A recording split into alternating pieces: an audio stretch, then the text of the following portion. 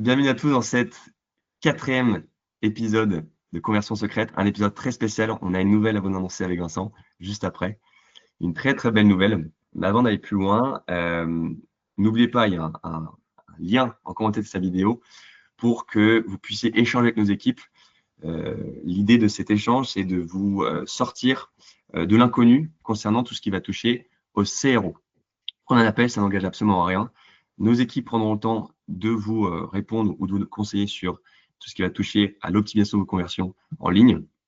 Et j'ajoute quelque chose, on vous invite, si vous êtes responsable e-commerce, si vous êtes responsable digital ou si vous touchez de près ou de loin dans vos missions à tout ce qui va toucher au parcours web, à un échange de ce type-là, informel, sur vos problématiques. L'idée, c'est d'échanger, de challenger ce que vous faites et d'en apprendre aussi de vous, de votre terrain et ce que vous avez, de ce que vous vivez sur le terrain. Voilà, je refais une parenthèse. On commence cette quatrième épisode avec Vincent, cofondateur de Webin. Vous commencez à nous connaître. Vincent, je te laisse annoncer la nouvelle. Bonjour à tous, merci pour l'introduction PJ.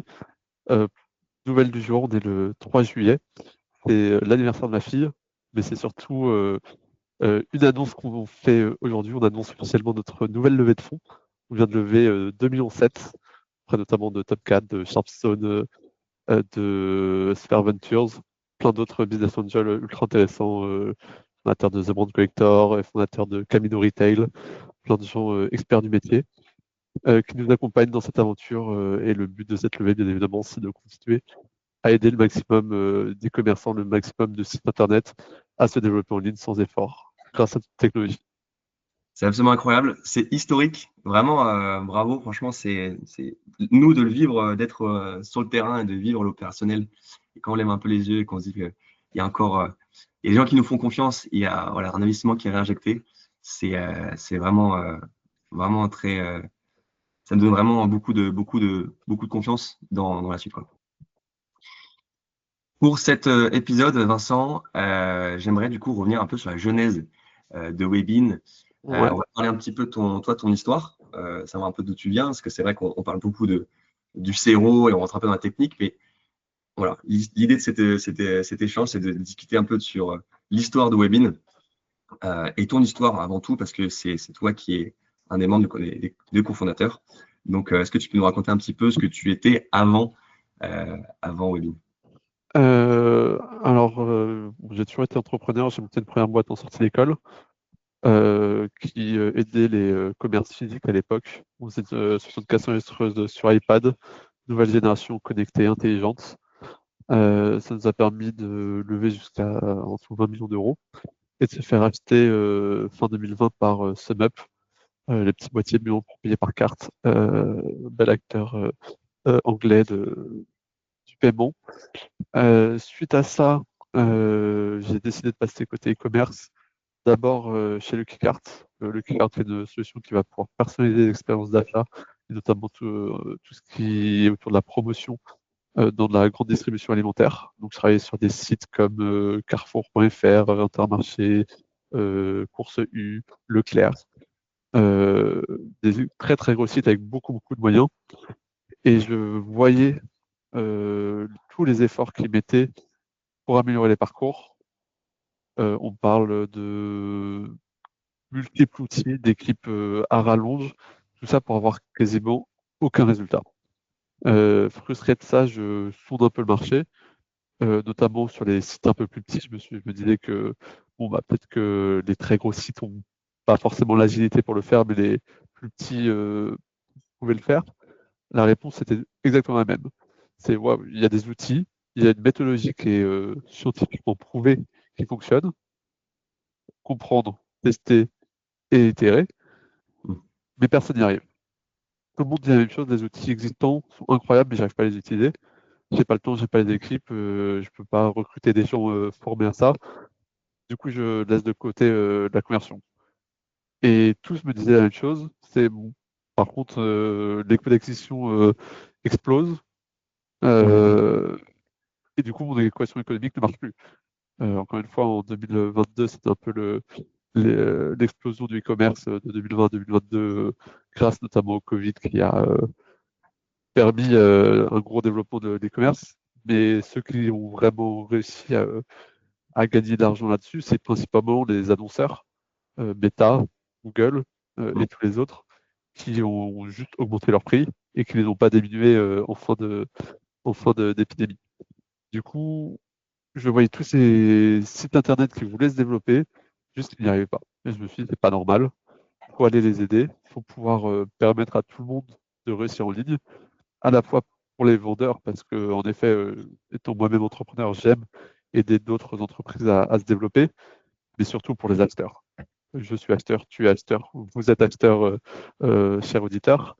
On achète tous en ligne au quotidien et on a tous été frustrés des milliers de fois sur des sites horribles, avec une expérience qui ne nous représentait pas, qui était vraiment pas digne d'achat. Et on a tous fini par acheter le même produit sur Amazon, parfois même plus cher, juste parce qu'Amazon, on sait que quand tu appuies sur commander, tu reçois le produit sous 24 heures, le paiement est sécurisé et le site, on s'y retrouve facilement. Je n'ai rien contre Amazon, mais ce n'est pas ma vision du monde. Ma vision du monde, c'est d'aider chaque personne qui veut proposer un service ou un produit en ligne puisse le vendre en direct efficacement via des interfaces clients simples, fluides, engageantes. Et c'est pour ça que Webin existe. Et à ce moment-là, t'avais quel âge? T'avais déjà fait un exit sur deux, trois entreprises, trois startups. J'avais déjà exit du coup de Tiller, qui est ce show de caisson illustreuses qui est ma principale exit globalement.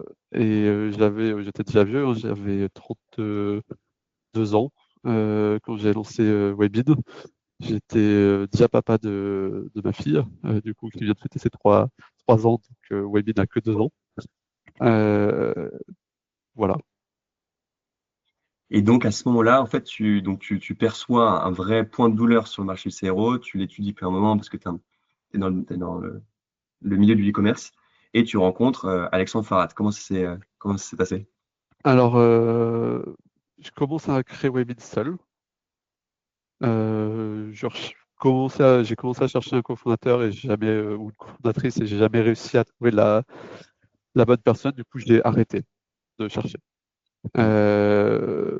Euh, comme tout entrepreneur, surtout des repeats, pour valider son idée, les trucs qu'on fait, c'est après avoir parlé au client, parler au fond.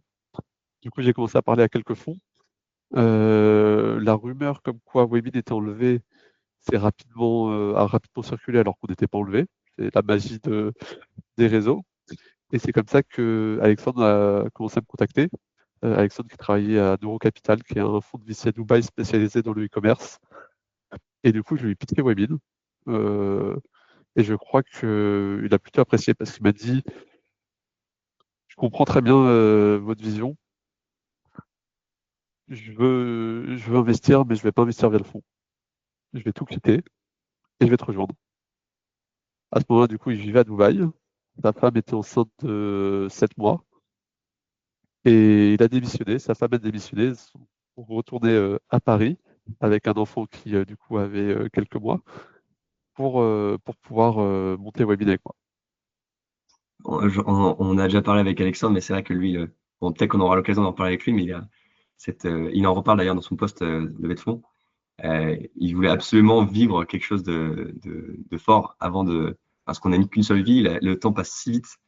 Et c'est vrai que cette expérience, enfin, ça a tombé un peu sous le sens à ce moment-là. Et c'est vrai qu'il a fait ce saut-là direct après Dubaï. Il aurait pu vraiment rester dans le confort et de son côté, donc c'était vraiment quelque chose, quoi. Et je pense qu'il veut quelque chose de fort et surtout, la magie fait qu'on est vraiment un couple entrepreneuriat parfait, se complète parfaitement. Il a un background très business, un background plus technique, mais on arrive à se sublimer tous les deux. Euh, on arrive à partager cette même vision entrepreneuriale du on y va à fond, quitte à se planter. Si on se plante, on veut se planter en 6 mois, on veut pas se planter en 5 ans. Mm. Donc on y va à fond et on voit ce qui se passe. C'est ce qui nous a permis aussi d'aller plus vite que le marché, c'est ce qui nous a permis d'atteindre les 2 millions d'ARR en moins de 18 mois, et c'est ce qui nous a permis de lever 2,7 millions aujourd'hui. Le temps de l'âge de Webin vachement léger, vachement court.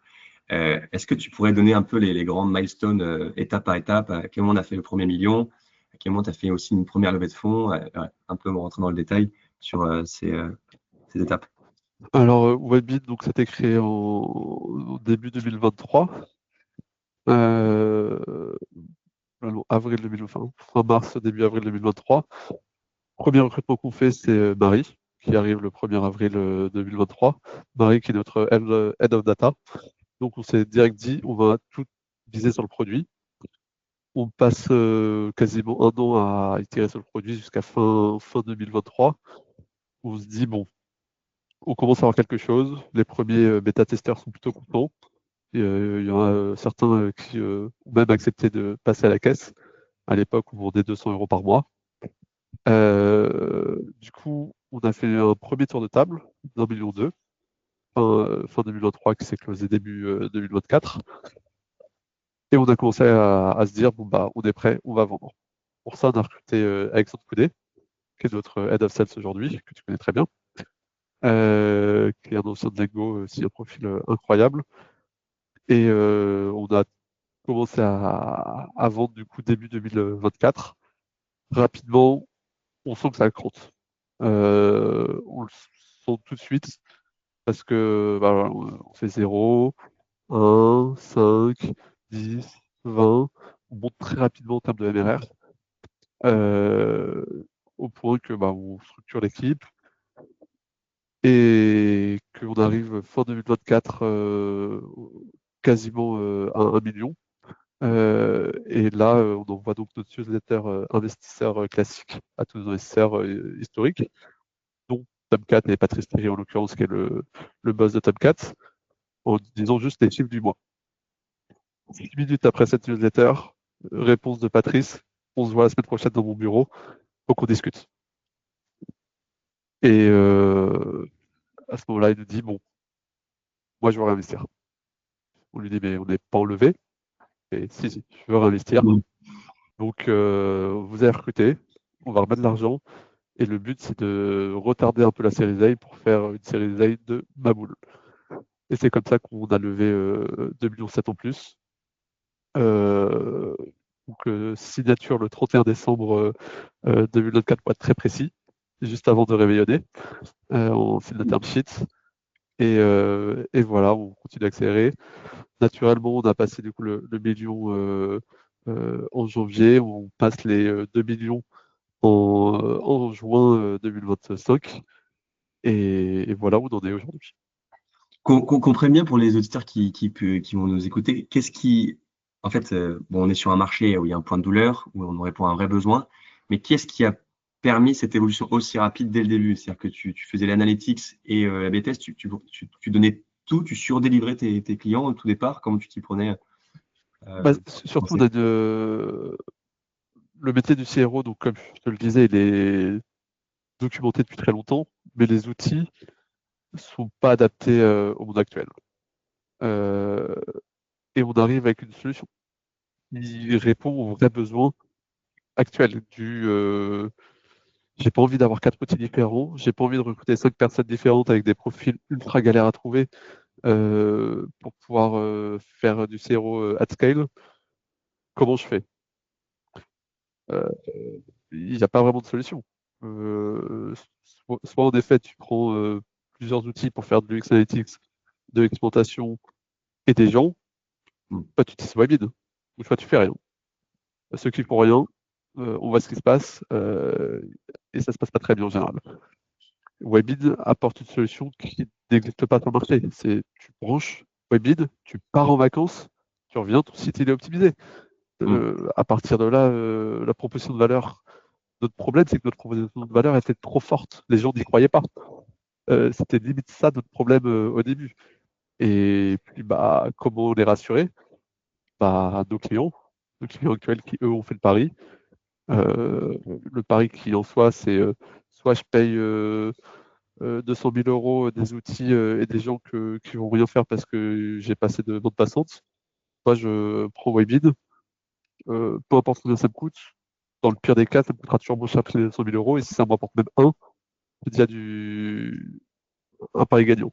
Donc, certains ont fait le pari et bizarrement, ils se sont rendus compte qu'ils gagnaient pas un, mais beaucoup plus. Et du coup, bah, bouche à oreille fait son effet. Aujourd'hui, on a un peu plus de 110 clients. Euh, et tous sont prêts à témoigner de la puissance de Webbid et comment on a pu transformer leur business.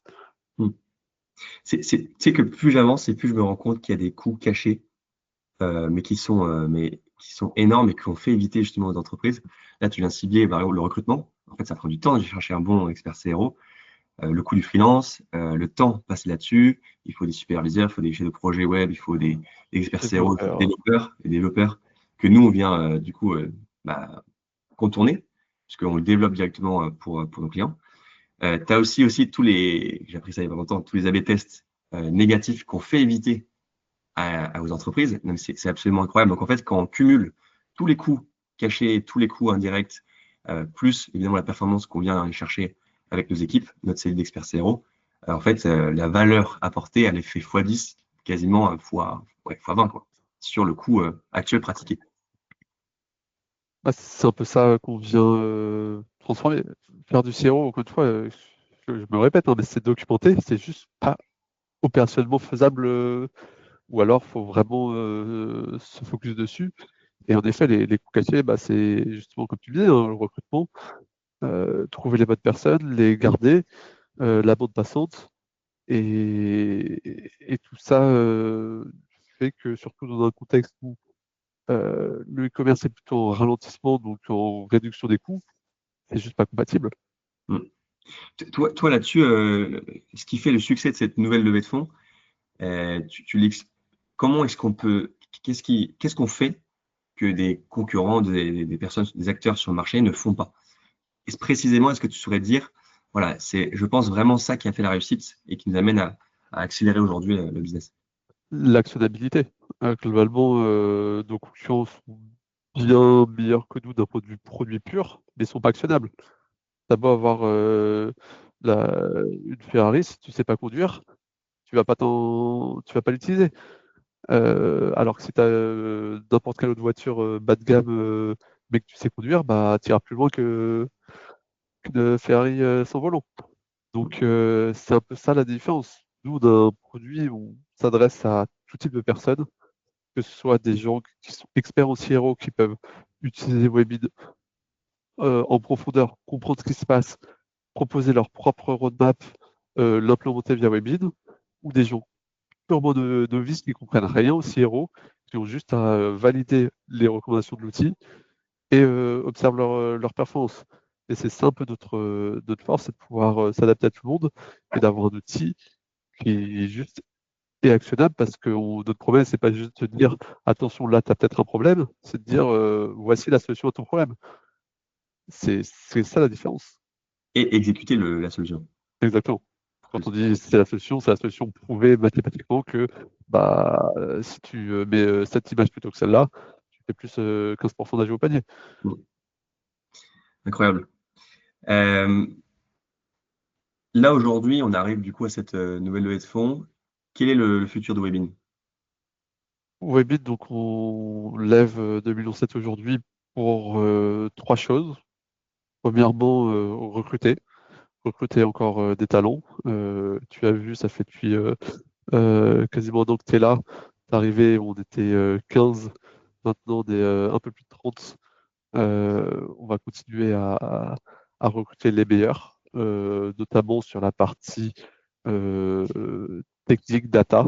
On cherche les meilleurs data scientists pour améliorer toujours nos modèles.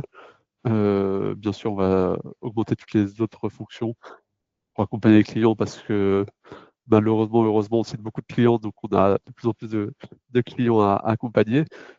Côté commercial également parce qu'on a des grosses ambitions. Le premier point, c'est la partie recrutement.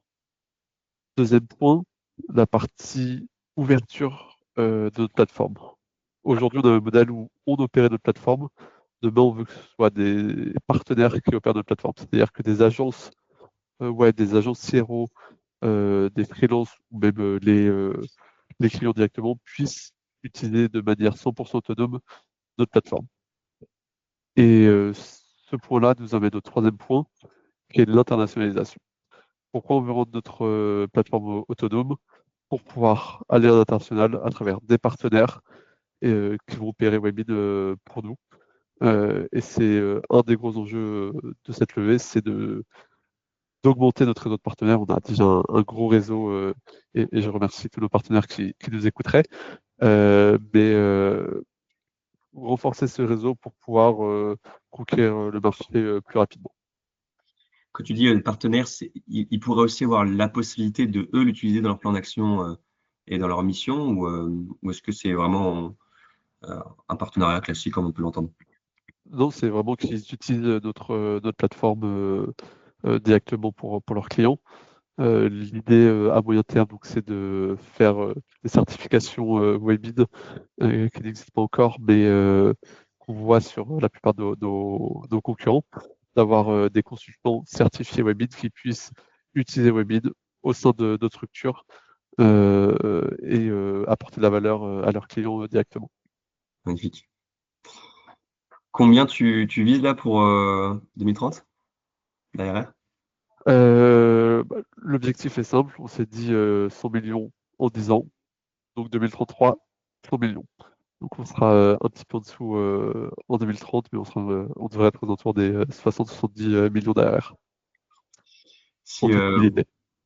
Mais je te rassure, quand je disais que ça, il y a 2 ans que j'étais à zéro, tout le monde me riait au nez. Maintenant que j'ai fait 2 millions en 1 an et demi, les gens commencent à me croire. à prendre l'initiative au sérieux. Ah, magnifique. Si vous êtes en train d'écouter cet épisode encore jusqu'ici, c'est que le sujet mérite d'être discuté, que vous soyez une agence, que vous soyez euh, responsable d'une manière ou d'une autre sur ces sujets web marketing, ces sujets de CVR, de conversion. Prenez un appel vraiment. Nous, on se ferait une joie de vous répondre et d'échanger avec vous, de offrir aussi des places de partenariat. N'hésitez pas, c'est fait pour. Je pense qu'on peut s'arrêter là, Vincent. Un mot de la fin pour cette belle nouvelle. Et bah, joyeux anniversaire ma fille. Je rappelle que c'est comme l'anniversaire de ma fille. L'information importante. Mais non, bravo à toute l'équipe Webit, bravo à tous nos partenaires de l'ombre, ceux qui travaillent avec nous, qui nous font progresser. Mais surtout bravo à tous les webinars qui nous ont fait confiance depuis le début. Comme toi, hein, il y a 2 ans, on n'était rien. Maintenant, ils commencent à nous prendre au sérieux. Mais voilà, vous nous avez fait confiance, vous avez apporté de la valeur. Vous avez fait ce que Webit est aujourd'hui. Donc, merci à tous ceux qui travaillent avec nous au quotidien. Magnifique. Encore merci, Vincent. Et à très très vite. Salut.